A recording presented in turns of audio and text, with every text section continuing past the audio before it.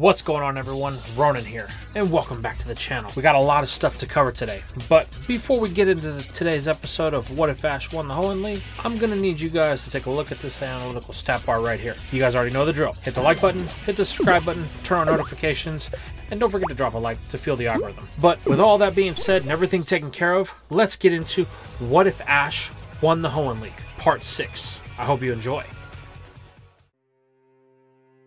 We begin today's part with Ash and friends as they have arrived on the western front of Mauville City. While this is the site of Ash's next gym badge, the mood among the group is one of worry. You see, after May won her last ribbon, they went looking for Max, only to find that he had left the contest hall with Surskit after talking with someone of the people that were in attendance. May is unsure of what Max's problem is or why he ran away, but she is worried nonetheless. Brock does his best to reassure her that they will find him, but May knows these are just words, as they are following the directions of a third party at this point, as they only made it this far by talking to random travelers that claimed to see the boy over the course of the last week while they were traveling to Mauville. However, their leads have run dry, as they haven't seen a person that has run into Max in a few days. Ash thinks it would be best for them to head to the Pokemon Center. If there is any place that may have seen Max, it would be there, since he would need to heal Surskit. So the trio heads into the city, hoping Ash's hunch is right. An hour later, May is sitting at a table in the dining area when Ash and Brock both come in, running up to the table. They have word on Max and where he may be, and it just so happens he was bragging about how he was the son of Norman, and he is here in town to challenge the gym. So their best bet may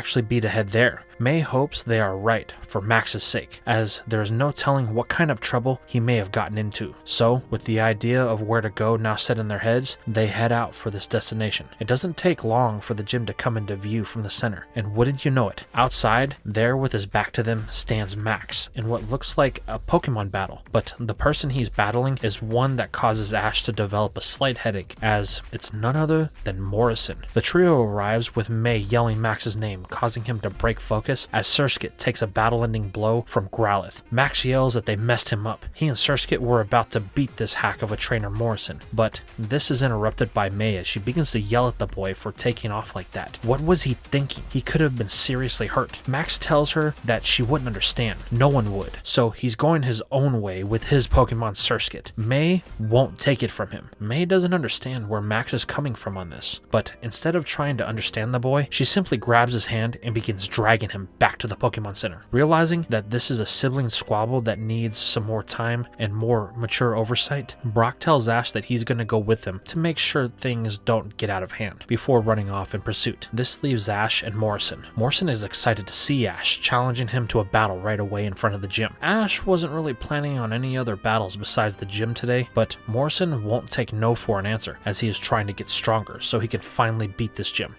Just how many times have you battled this gym? Ash questions, to which Morrison proudly states 3. Have you even come close to winning? To which the redhead states he's only gotten to the second Pokemon of the gym leader. He's really tough. So the way I figure it, if I challenge everyone that wants to battle the gym, then I will eventually get strong enough to beat the gym leader. So you ain't getting through until we battle, Morrison states. Realizing he won't get by until he does, Ash agrees, only if they can make it a tag battle. Morrison has no problem with this, as it will allow him to win quicker. Ash has an idea for the Pokemon he wants to use and asks if they can head up the road a bit. There's a perfect spot that they can do this in. Morrison tells Ash to lead the way. A few minutes later, they find themselves on a pond that offers a great place for water and land-based Pokemon battles. Holding 2 Pokeballs up, Ash says he's ready whenever Morrison is. He wastes no time in sending both in his Growlithe and Marshtomp. Good choices. I'm glad your Mudkip evolved, Ash responds as he declares, Slack off, Feebas, I choose you. Both emerge from their balls with the fish taking right to the water. Seeing Ash's choices, Morrison thinks he's got the way to win this battle very quickly, telling Marshtomp to go in after Feebas, while Growlithe takes after Slackoth. But this is what Ash figured would happen, as Morrison gives the first command in a water gun and an ember. Ash counters, telling Slackoth to do nothing, while he tells Feebas to do what it does best by using Double Edge. But this isn't directed at Marshtomp, as Morrison quickly finds out when the water gun misses as Feebas jumps from the water and connects with Growlithe, sending it into the pond that it came from. This is bad news for the Fire Pup, as as water is not its best friend. Morrison yells for Marstop to jump in and save it. The starter does so, but it is met with an unlikely scene. Slackoth riding the back of Feebas. This is where Morrison sees what Ash was planning, as in the confusion of Growlithe being knocked into the water, Ash ordered Feebas to use its momentum to bring Slackoth with it. Now the sloth rides the back like a sloth in shining armor. Ash has been practicing this in the free time, as he has heard the next contest they are heading to is in the tag style format. So one of the combos he has come up with is about to be displayed here, when he uses Feebas's speed to enhance the power of Slackoth's slash as it strikes Marshtomp when it nears Growlithe. But this isn't all, as Feebas also throws all the weight it has with its larger than average size into another double edge. The combination of the two attacks has the effect of a double knockout before Morrison can even blink. Ash is a bit disappointed, as he was hoping that it would last a bit longer, but Morrison isn't, excited to see that a combo like that existed. While to Ash, this was a simple one that didn't have a lot of flash or flare, Morrison thinks that it is an end-all be-all, sending his imagination on a wild ride as he dreams of being able to do things like that. But Ash quickly brings him back to reality, asking if he's okay. Morrison confirms this. While he is disappointed that he is lost, it's just one stepping stone to him getting his first badge. Ash can't help but notice that Morrison has changed in attitude, as the last time they saw each other. He was a bit overconfident, but he guesses that many losses will humble anyone. Morrison tells Ash with that kind of power, he may have what it takes to beat the gym leader. Since he has been in Mauville, which has been about 3 weeks, only one other trainer with a Grovyle was able to earn this badge. Ash knows instantly that Morrison is talking about Tyson. If he's already been through this area, that means he is ahead of Ash, which fires up both him and Pikachu. Well buddy, it looks like we needed to get our next badge today, so we can catch up. The mouse sparks, ready for another gym battle, but this is quickly interrupted by Morrison as he is questioning Ash if he can watch the gym battle. The redhead would like to take notes so that way he can plan his next strategy. A bit uncomfortable, Ash says he can, so that way they can end this conversation and get Morrison out of our hero's face. So with their plans for the afternoon now laid out, they set off for the gym and Ash's next gym challenge. Over at the Pokemon Center, May, Max, and Brock are all sitting around waiting for Nurse Joy to call them about Surskit. May is chewing Max out, telling the boy that it was stupid to run off like that. There's no good reason for him to put himself in danger like this. However, Max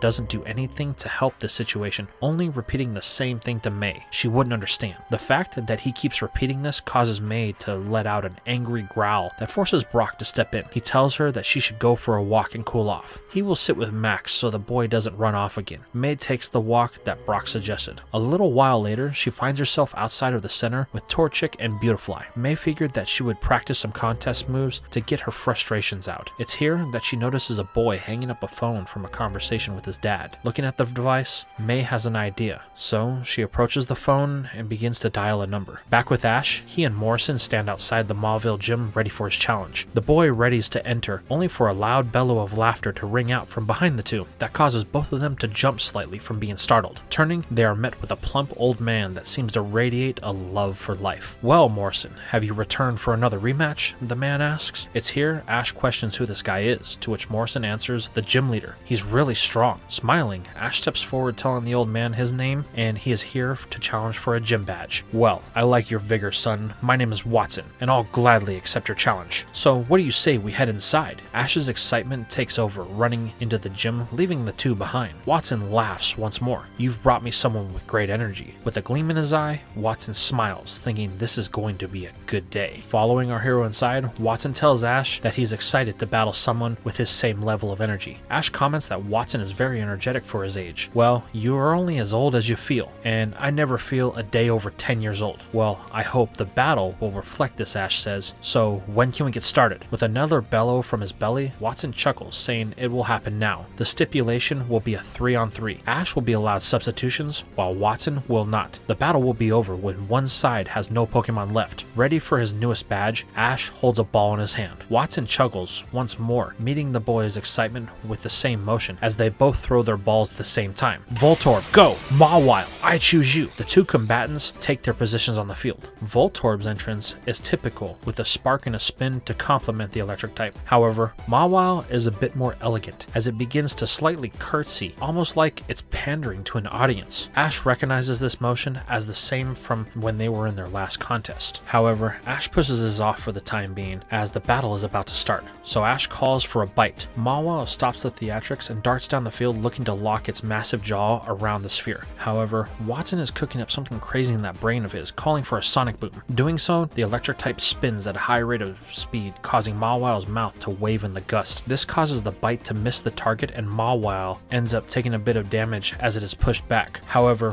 where most Pokemon would just take it, Mawile does its best to turn this into something that makes it look good, using its mouth as a brace and briefly doing a semi-handstand in the air using its massive jaws. This gets the attention of everyone as Morrison is wondering what is happening because he has never really seen a battle like that. Watson is enjoying the show, even applauding the display of elegant movements. However, Ash just tells it to stop fooling around. They have a battle to win. While a bit put off by this, Mawile does as it's told, correcting its pose as Watson calls for the next move in Rollout. Voltorb charges down the area, sights locked on Mawile. However, Ash isn't worried as he has the perfect defense for this, calling for a sandstorm that blankets the battlefield, causing Voltorb to lose its target due to its spinning and its eyes not being able to track Mawile as it fades from visibility. Now, to add insult to injury, Ash calls for a double team, further making it a challenge for Watson to make a move. However, the old man is down but not out as he orders a series of sonic booms that begin to counter the sandstorm, slowing its progression. This exposes Mawile's hiding place, allowing Watson to capitalize by striking with another sonic boom. This finally drops the steel type, turning the battle in the favor of the leader. It's here that Ash begins to grow concerned. The sonic boom hits for the same amount of damage, and Mawile doesn't have the conditioning to handle another one, so the next one could be their last. Realizing he has to create the distance, Ash orders another double team, allowing Mawile to evade the next attack. This is followed by another one to dodge a spark that Watson had ordered. This continues until it becomes clear that both sides are hitting their limit. So Watson figures if he's going to lose, then they both will. So the gym leader calls for one last play, a self-destruct. Knowing they have little time to react, Ash tells Mawile to use Bite and grab the electric type and push it into the ground. Mawile does as it's told, but it does it in a way like it's performing for an audience, like it's trying to build the tension. Ash is urging the steel type to stop slow playing the command. Our hero watches as it seems like an eternity when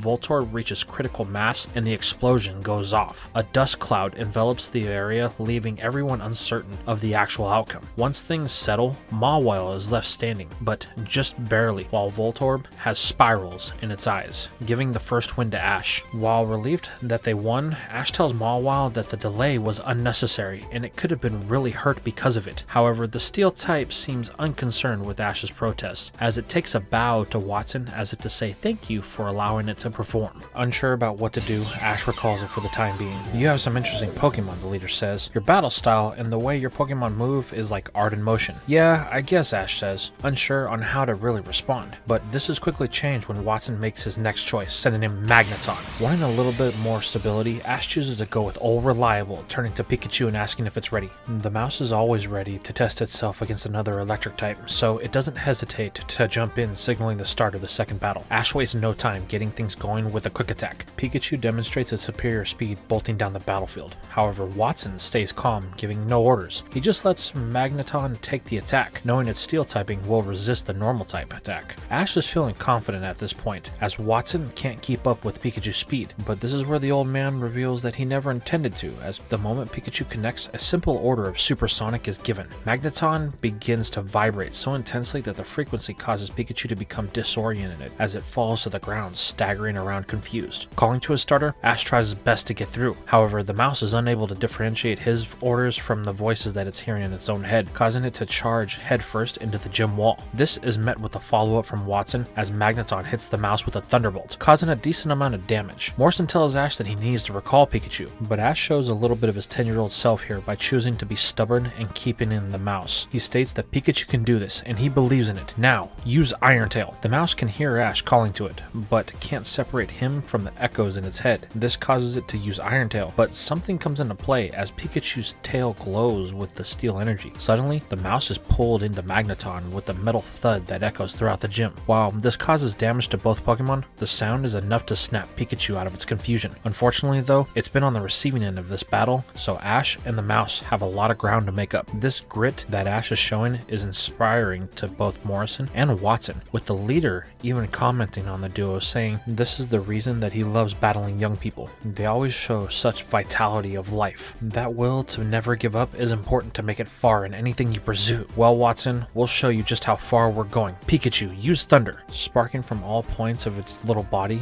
the yellow rodent lets loose with as much energy as possible, with the force of the attack destroying parts of the battlefield as it connects with Magneton. Smiling, Ash thinks that they have this, as no one can beat his Pikachu when it comes to the electric type moves, and is forced to take the high-powered move. Moments later, when Pikachu has expended all of the energy it's stored up in its body, the mouse sputters as the golden hue fades. While Pikachu did establish itself as the dominant electric type in this match, Magneton was just too bulky and tanked the move, though it did come at a great amount of its health. This allows Magneton to retaliate with a sonic boom that consumes the mouse and eats away at the last remaining health, ending the second day's bout in the favor of Watson. Walking out and collecting the mouse, Ash tells Pikachu that it did great. They almost had it, so just rest for now and let the others finish out the battle. Now Ash finds himself in a conundrum. Who should he go with? Mawile has already battled, but it's playing around too much and that could be a bad choice. Then there's Feebas, which is clearly a bad choice in an electric type gym without a pool of water to swim around in. Then there is Slackoth, who may not be able to carry him all the way to a win as his final Pokemon. Then the last choice, the one who is slowly becoming a rebel, Grovyle. All of them seem to be suboptimal, but Ash must make a choice, so he declares, Mawile, I choose you. Taking back to the field,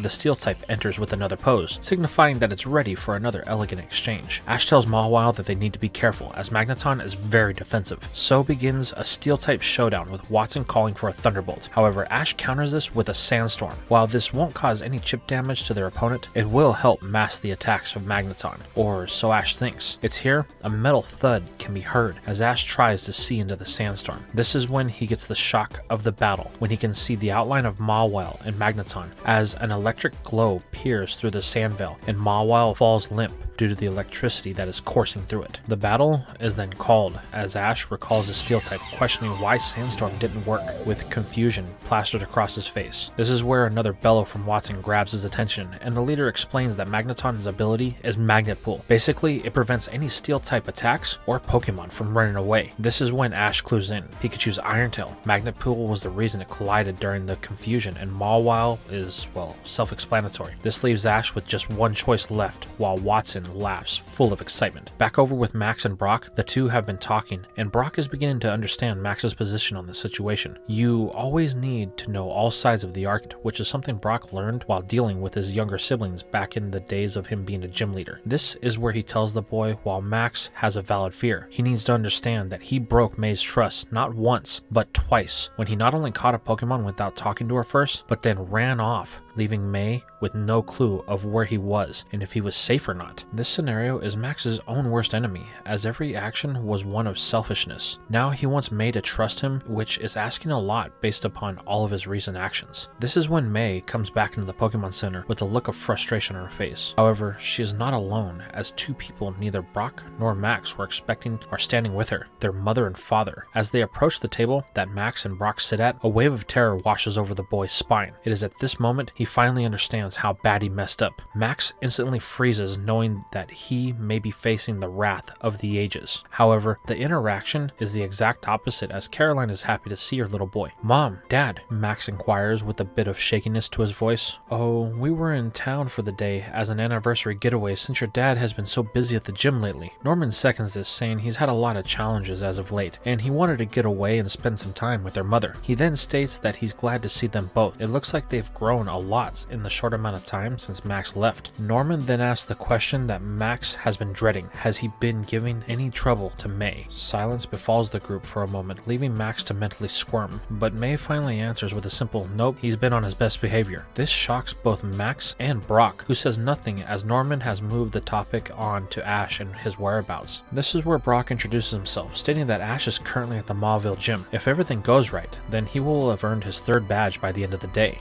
This pleases Norman, as he has been waiting for the rematch between him and Ash, and by the sounds of it, it'll be sooner than later. Max then makes an attempt to ask a question, but is interrupted when an alarm on Norman's watch goes off. It's signaling that it's time for him and Caroline to be off, as their appointment at the Mauville Game Corner is now ready. Caroline whispers that they have to go, as gambling is Norman's guilty pleasure, and he's been waiting all week for this. The two then wave by, leaving May and Max standing there in confusion about multiple things. But the silence doesn't last long, as Max demands to know why May didn't rat him out. What's the angle she is working on? May looks at Max and simply shakes her head, before walking away, saying that she wouldn't expect him to understand. Back at the gym, Ash finds himself in quite the pickle, as his options are limited, but there is only one clear choice and he knows it. Only one of his Pokemon has the endurance to battle two opponents. Gripping the ball tightly, Ash declares, "Grovyle, I choose you." The grass starter emerges from the ball with its signature twig ready for its chance to battle. However, there is a clear aura that everyone can pick up right away, like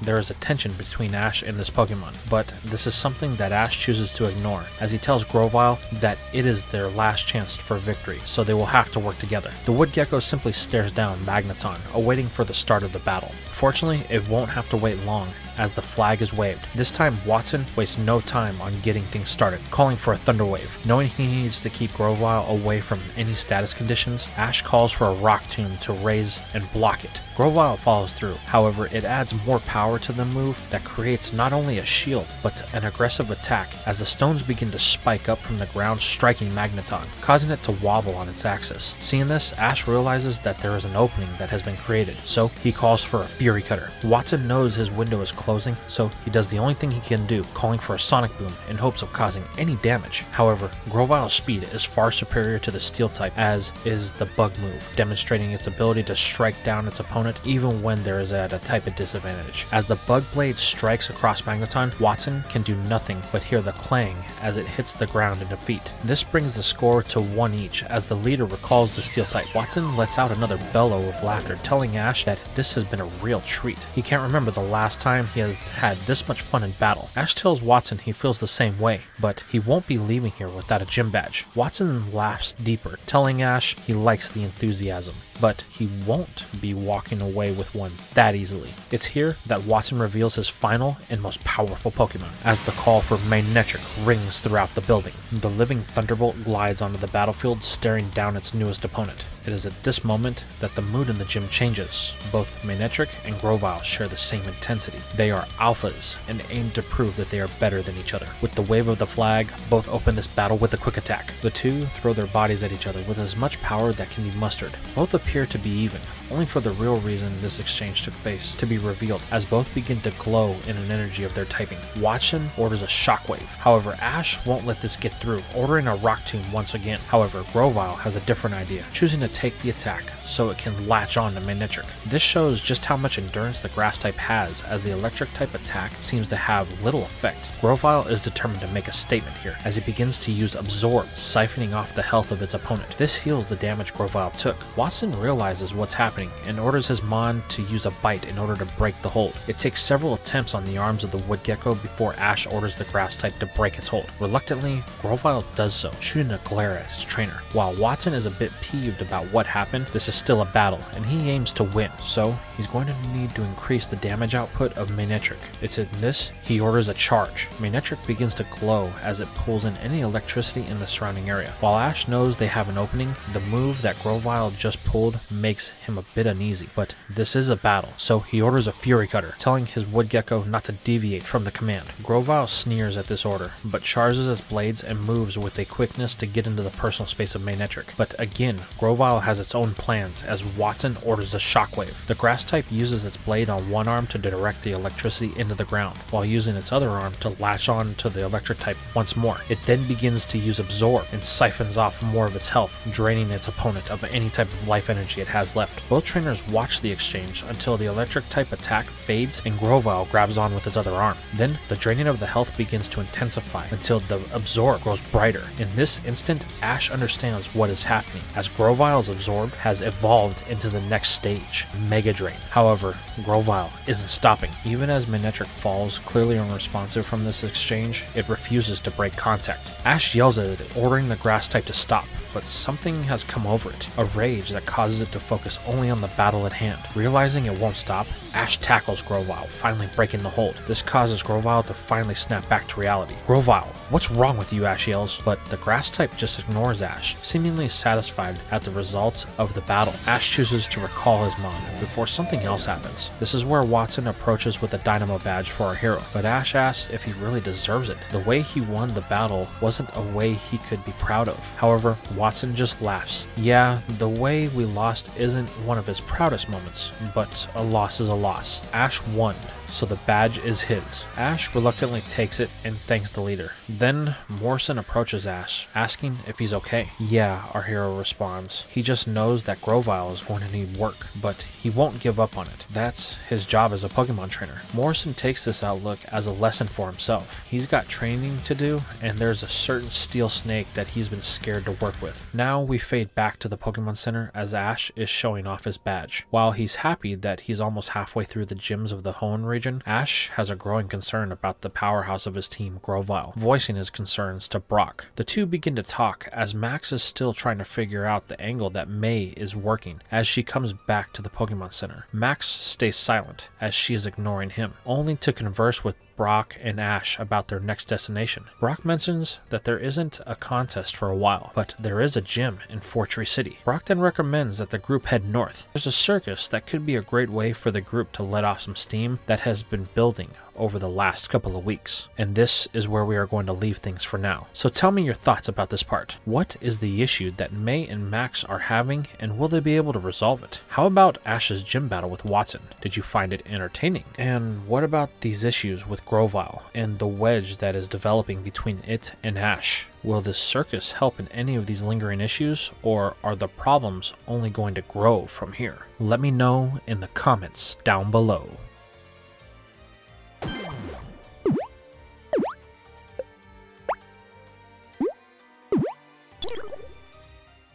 And that's all we had for today's video. I really appreciate you guys stopping by to watch all the way to the end, and I just wanted to say thank you for that. If you guys really enjoy my content, consider following me on some of my other platforms like Discord, where you can get to know other people who are interested in what ifs, or on Twitter, where I post sometimes behind the scenes updates. Or if you want to help the channel grow a little bit extra, why don't you consider donating like the people right here have, as whatever you could offer could help us get to a larger audience by helping us get new videos done, or some of the projects that we more custom art is getting kind of expensive. So we want to make sure that we have the funds to do that. But with all that being said, I really hope you guys enjoyed everything, and I will see you in the next video.